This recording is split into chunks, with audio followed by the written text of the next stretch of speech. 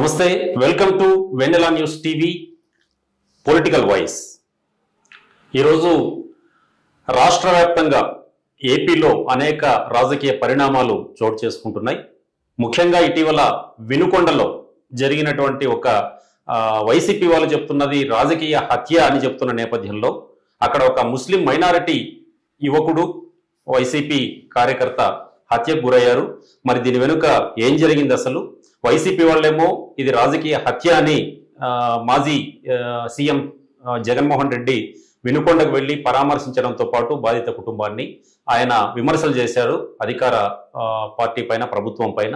మరి కూటమి ప్రభుత్వం వాళ్ళేమో ఇది కాదు, రాజకీయ హత్య కాదు, ఇది దీని వెనుక వ్యక్తిగత కారణాలు ఉన్నాయని చెప్పి వాళ్ళు చెప్తున్నారు. మరి ఈ నేపథ్యంలో ఉమ్మడి అనంతపురం జిల్లాలో అనంతపురం శ్రీ సత్యసాయి జిల్లాల Janasena party general secretary Abdullah గారు ఇప్పుడు మన స్టూడియోలో ఉన్నారు. వారితో మాట్లాడే ప్రయత్నం చేద్దాం. నమస్తే అబ్దుల్ గారు. నమస్తే. ఇప్పుడు రాష్ట్ర వ్యాప్తంగా ఇటీవల పరిణామాలు మీరు చూస్తున్నారు. ముఖ్యంగా వినుకొండలో జరిగినటువంటి ఒక సంఘటన, ఏ ముస్లిం మైనారిటీ యువకుడి హత్య కలకలం రేపింది, సంచలనంగా మారింది. దీని నేపథ్యంలో మాజీ సీఎం జగన్ గారు ఢిల్లీ కూడా వెళ్ళి కంప్లైంట్ చేయడంతో పాటు రాష్ట్రపతి పాలన కూడా పెట్టాలి, అట్లాంటి పరిస్థితులు ఉన్నాయి ఏపీలో అంటున్నారు. మరి మీరే ఎట్లా చూస్తారు ఈ సంఘటన? సార్, 2024 ఎన్నికల తర్వాత కూటమి ప్రభుత్వం వచ్చిన ఒక నెలకు ఈ సంఘటన జరగడము చాలా దురదృష్టకరం. మరీ ముఖ్యంగా అత్యంత కిరాతకంగా ఒక యువకుడు ఇంకొక యువకుడిని వాళ్ళిద్దరూ ఇంతకుముందు వైసీపీ పార్టీలోనే ఇద్దరు కలిసికట్టుగా పని చేశారు. గత ప్రభుత్వంలోనే వాళ్ళ మధ్య విభేదాలు రావడం జరిగింది. ఒకరిపై ఒకరు దాడులు చేసుకున్న సందర్భాలు కూడా ఉన్నాయి. అదే కాకుండా ఎవరైతే నరికారో ఆ వ్యక్తికి సంబంధించిన వెహికల్ ని కూడా నిప్పు పెట్టి అంటించడం కూడా జరిగింది. ఇలాంటి సంఘటనలు అప్పటి నుంచే జరుగుతూనే వస్తున్నాయి.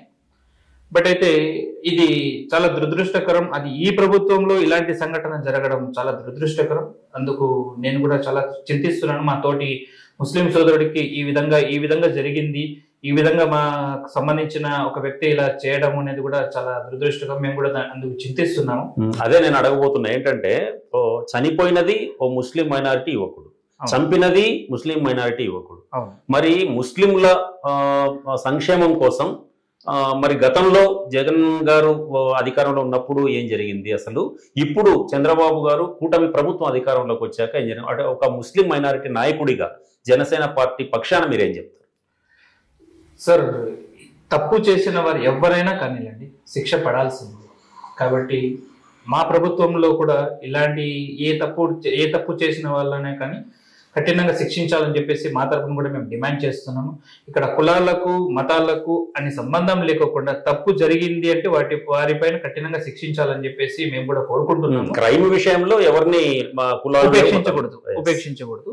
సో దట్ దీనిని ఈ జగన్మోహన్ రెడ్డి రాజకీయ పరంగా తీర్చిదిద్దడం అనేది ఇది మూర్ఖత్వం అనమాట. అదేమంటారంటే చిల్లర రాజకీయం అంటారు. అరే, గత ప్రభుత్వము వైసీపీ ప్రభుత్వం ఏర్పడిన తర్వాత సాక్షాత్ జనసేన పార్టీ అధ్యక్షులు శ్రీ పవన్ కళ్యాణ్ గారు ఓడిపోయిన వెంటనే ఆయన మాకు ఒక మెసేజ్ ఇచ్చారు.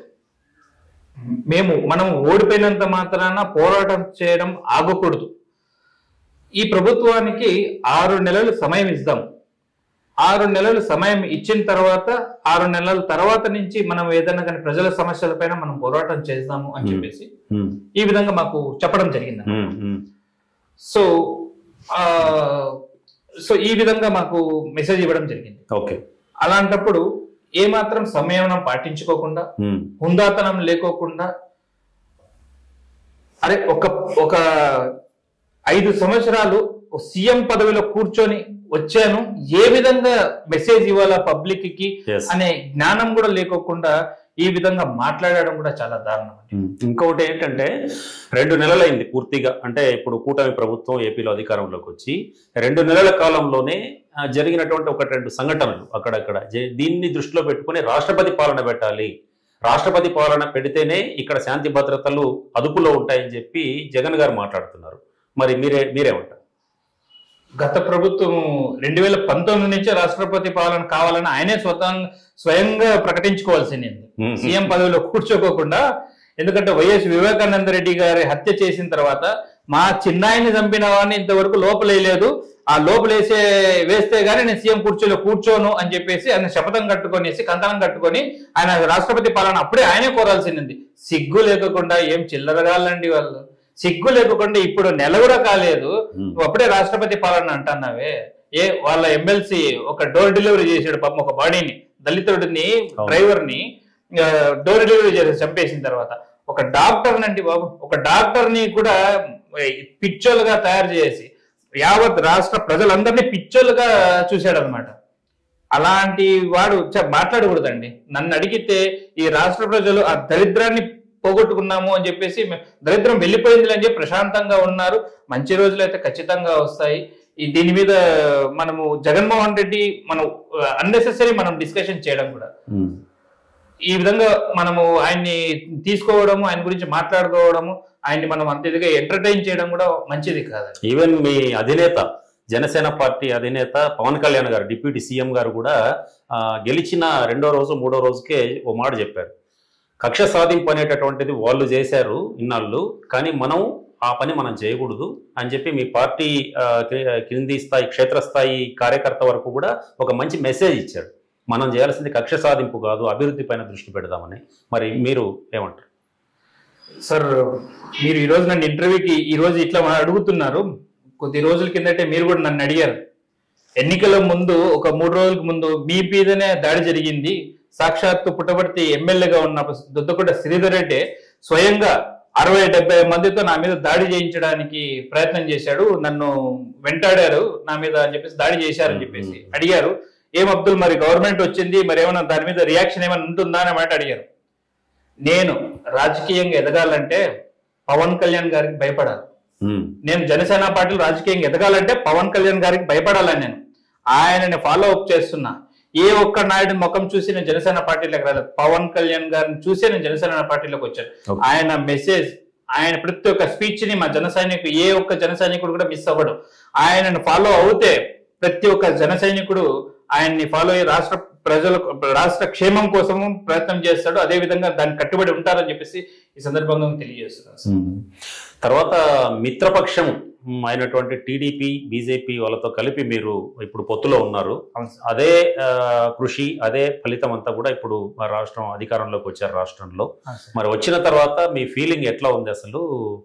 ఏంటి అసలు, అంటే ఈ 5 ఏళ్ల పాటు ఎట్లా ఈ సుపరిపాలన కొనసాగుతుంది అనుకుంటున్నారా? మీ ఫీలింగ్ ఏంటి అసలు? సార్, మరీ ముఖ్యంగా శ్రీ సత్యసాయి జిల్లా పుట్టపర్తి నియోజకవర్గం శ్రీ డాక్టర్ పల్లె రఘునాథ్ రెడ్డి గారి హయాంలోనే గత ఎన్నికలలో మేము పనిచేయడం జరిగింది. ఓకే. ఇంతకు ముందు కూడా ఆయన ఈ పుట్టపర్తి నియోజకవర్గంలో ప్రాతినిధ్యం వహించి గత ఒక దశాబ్ద కాలం ఆయన పరిపాలన చేయడం జరిగింది. అదేవిధంగా ఆయన ఒక మినిస్టర్గా కూడా ఇక్కడ పనిచేశారు.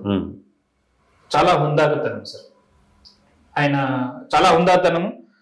అతనికి ఎటువంటి కక్ష సాధింపు చర్యలు అనేది ఉండవు, దాడులు అనేది లేవు. మంచికి మంచే, చెడ్డకు చెడ్డే. మేము చూసాం, మేము జనసేన పార్టీలో ఉండి ఆయన మీద కూడా మేము వ్యతిరేకంగా మేము పోరాటాలు చేయడం జరిగింది. బట్ అయితే మా మీద ఎప్పుడే కానీ కక్ష సాధింపులు చేయలేదు.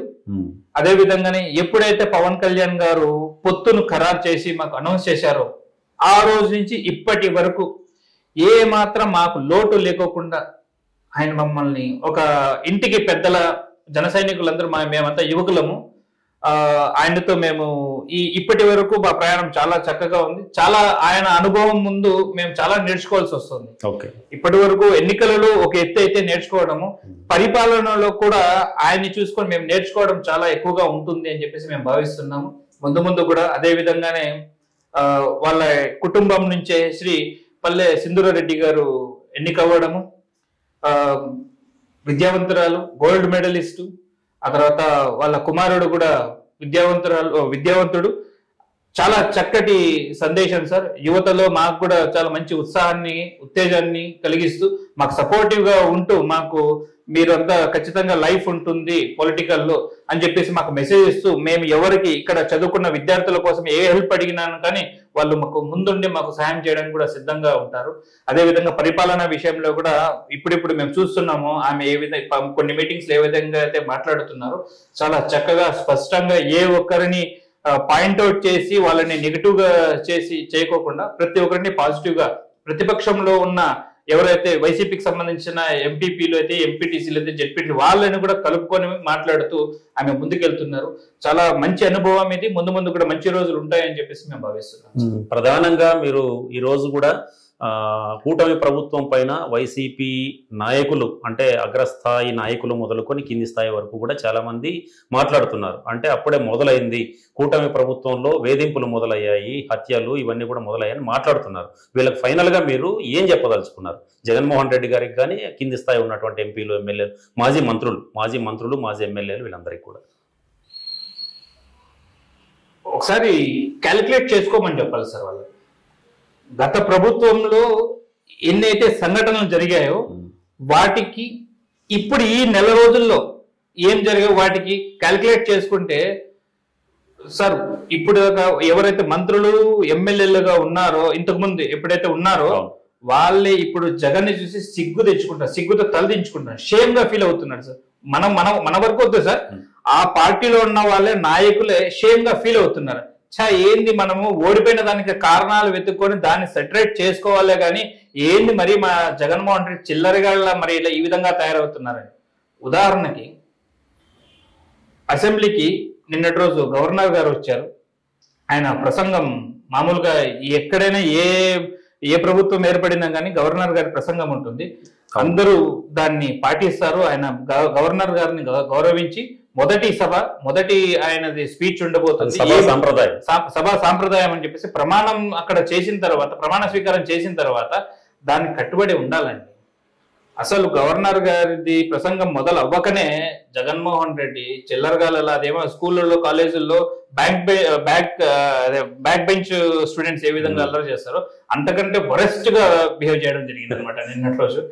సో సార్ ఒక్క ఛాన్స్ అడిగాడు జగన్మోహన్ రెడ్డి, ఇంకో ఛాన్స్ లేకోకుండా చేసుకుంటున్నారు. కొంతమంది పిచ్చోళ్ళు ఉన్నారు మనమోహన్ రెడ్డికి ఏదో అతి ప్రేమను చూపించుకునే వాళ్ళు.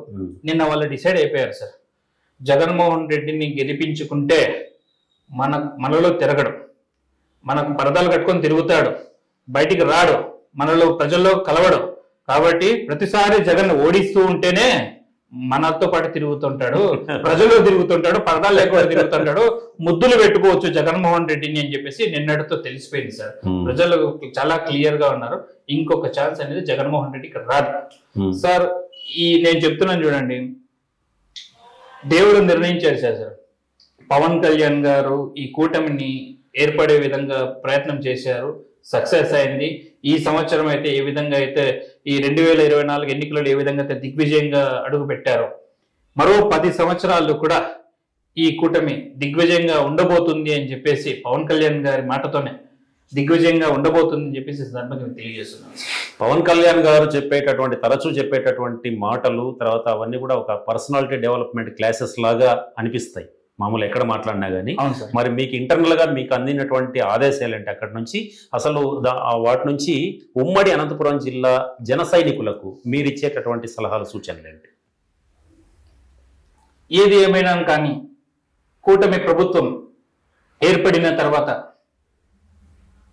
మాకు పదవులు కావాలని, మమ్మల్ని పట్టించుకోలేదని ఎటువంటి అవాంఛనీయ మాటలు మాట్లాడుకోకుండా పవన్ కళ్యాణ్ గారి ఆదేశాలు వచ్చేంత వరకు ఆయన మాట కోసము, ఆయన ఆదేశాల కోసం మనం వేచి చూడాల్సిందే.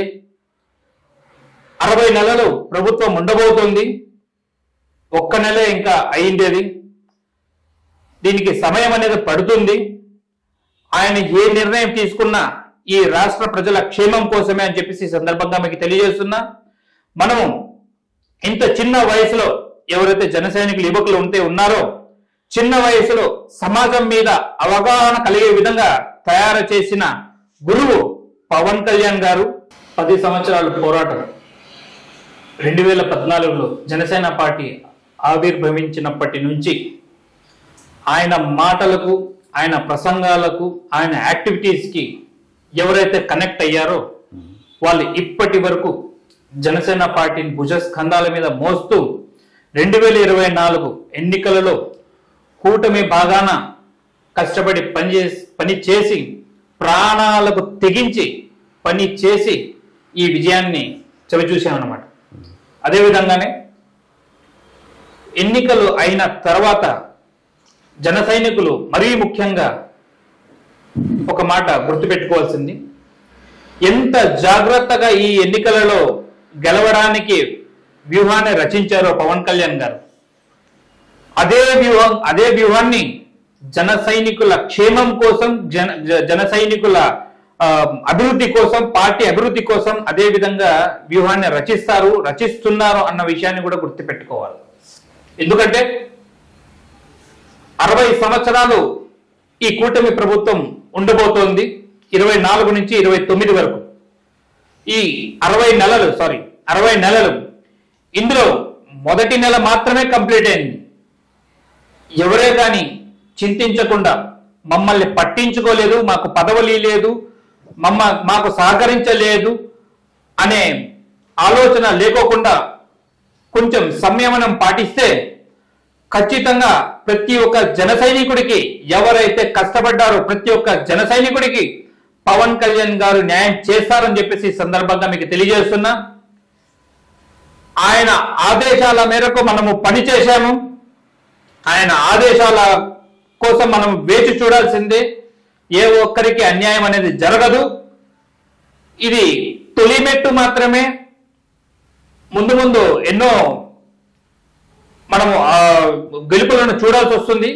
కాబట్టి ఎవరే కానీ నిరుత్సాహపడుకోకుండా ఎంత ఉత్సాహంగా అయితే ఎన్నికలలో పనిచేశారో అంతే ఉత్సాహంగానే ఈ గెలుపుతో ప్రజల క్షేమం కోసము, ప్రజల వాళ్ళ బాగు కోసం మనము ఉందాము అని చెప్పేసి ప్రతి ఒక్క సంక్షేమ పథకాలను అయితేనేమి, సూపర్ 6 పథకాలు ఏవైతే ఉన్నాయో అవి ప్రజలకు చేరే విధంగా కూడా మనం అదే విధంగానే పని చేయాలని చెప్పేసి ఈ సందర్భంగా మీ అందరికీ మనవి చేస్తుంది.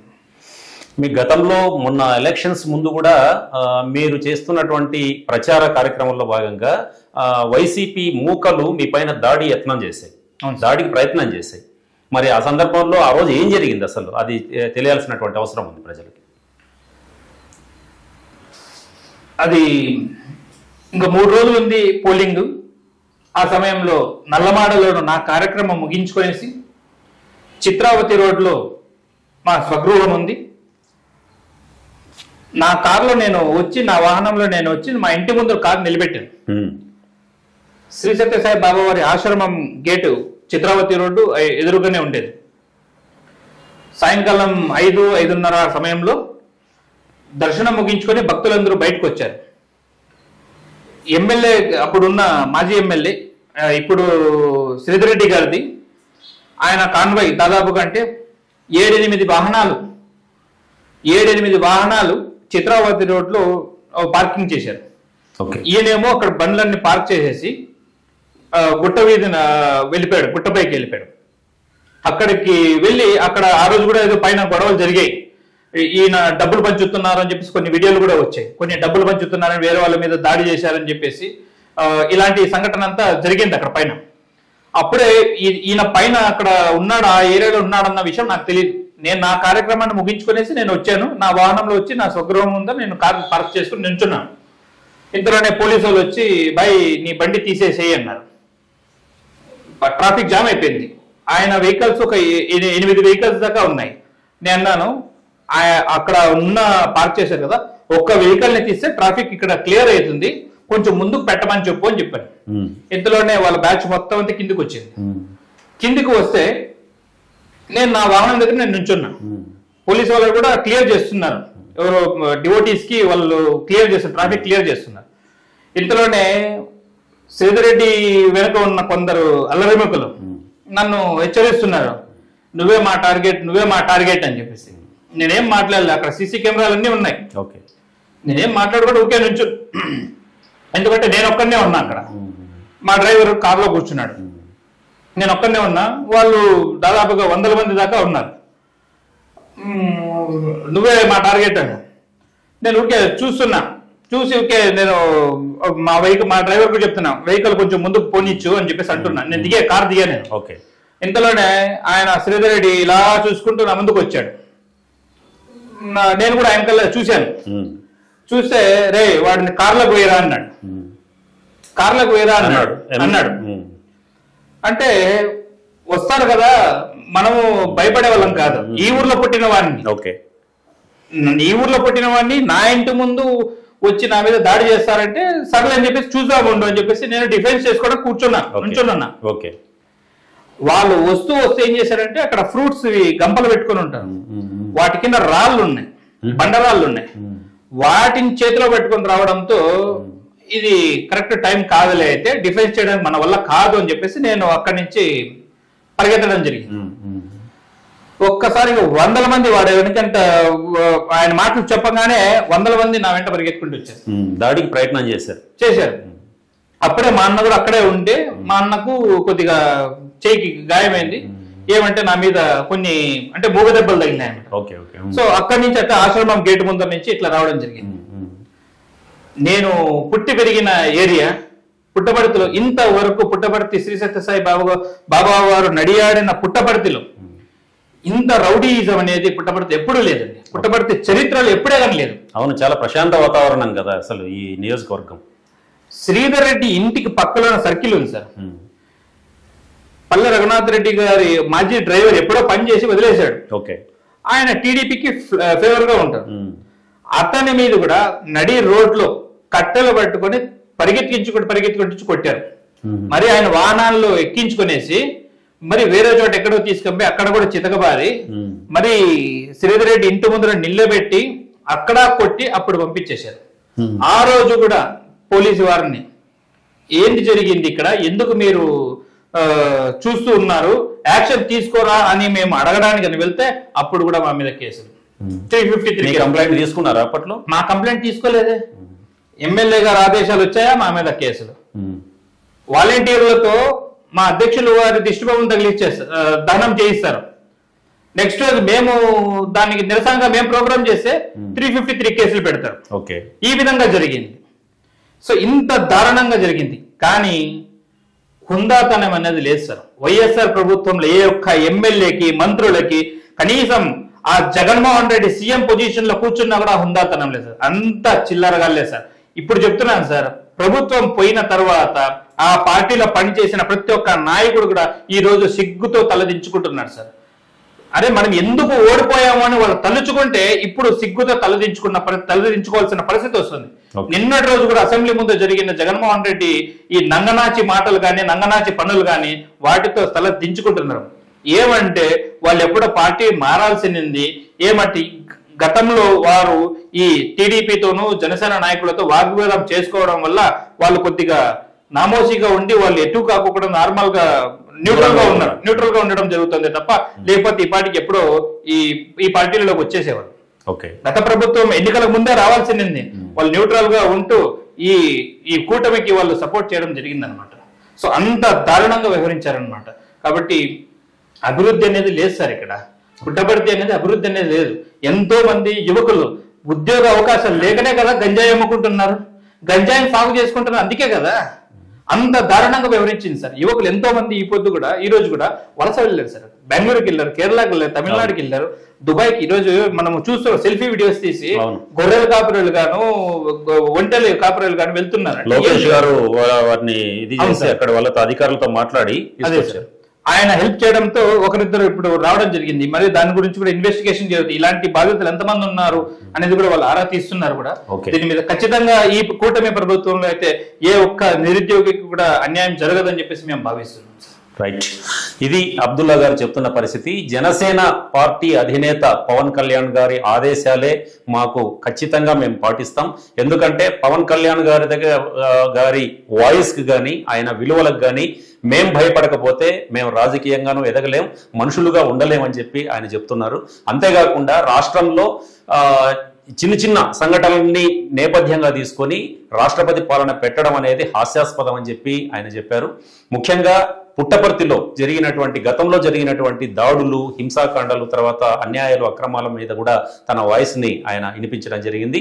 ఇప్పుడు ప్రజెంట్ ఉన్నటువంటి ప్రభుత్వం, కూటమి ప్రభుత్వంలో ఎలాంటి ఢోకా ఉండదు. ప్రజలందరూ కూడా ఖచ్చితంగా వారి సంక్షేమం పరంగా కానీ, అభివృద్ధి పరంగా కానీ రెండు కూడా ఈ పుట్టపర్తి నియోజకవర్గంతో మొదలుపెట్టి రాష్ట్ర వ్యాప్తంగా కూడా అమరావతి వరకు కూడా చాలా మంచి రోజులు ఉన్నాయి ముందు ముందు అని చెప్పి అబ్దుల్లా గారు చెప్తున్నారు. మరి జనసేన అధినేతగా పవన్ కళ్యాణ్ గారు ఇచ్చేటటువంటి సందేశం ఏదైతే ఉందో ఆ సందేశాన్నే తప్పకుండా తనతో పాటు తమ పార్టీ జన సైనికులు కూడా తప్పకుండా పాటించాల్సిందే అని చెప్పి ఆయన చెప్తున్నారు. రైట్, థ్యాంక్ యూ అబ్దుల్లా గారు. స్టూడియోకి వచ్చి మీరు మీ వాయిస్ వినిపించినందుకు, ఇప్పటి రాజకీయ పరిణామాల మీద, కూటమి ప్రభుత్వం సంబంధించి ఈ విషయాలన్నీ కూడా మాట్లాడారు. చాలా సంతోషం. Thank you very much. Thank you sir. ఇది ఇవాల్టి పొలిటికల్ వాయిస్. వచ్చే వారం మరో పొలిటికల్ వాయిస్ తో, మరో గెస్ట్ తో మళ్ళీ కలుద్దాం.